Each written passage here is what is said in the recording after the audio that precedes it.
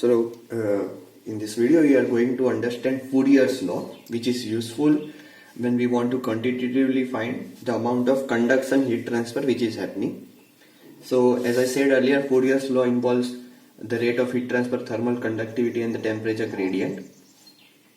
So over here there is a small change. I had written Q, which was heat transfer, but that's only heat transfer. The heat transfer rate is given by Fourier's law.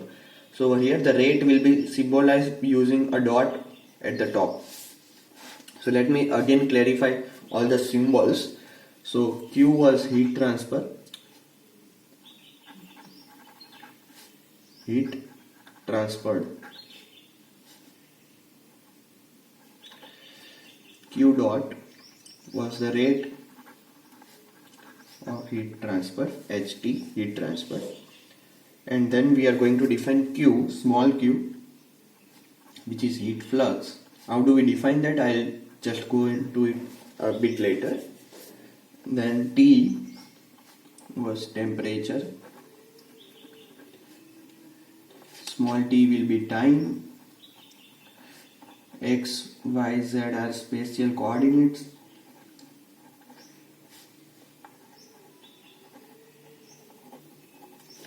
And anything else? We had K. So K was thermal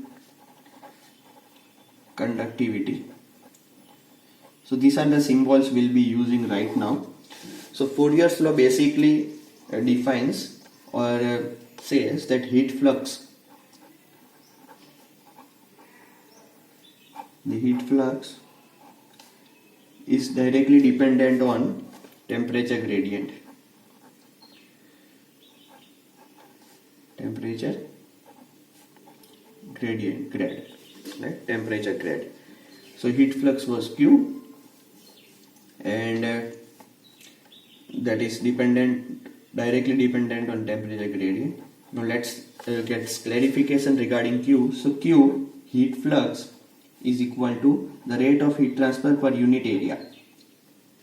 So that is to normalize the heat, the amount of heat. So if there is a smaller area through which heat transfer is happening, let's understand this. If we have a window which is of 1 meter by 1 meter, we can have 10 units of heat transfer happening. And with the same potential of heat transfer, if we have a window of 10 meter by 10 meter, we may say 1000 or 10,000 units of heat transfer is happening. So we may assume that over here the heat transfer potential or heat transfer rate is higher, and we may assume the heat transfer rate over here is lower, but that is not the case.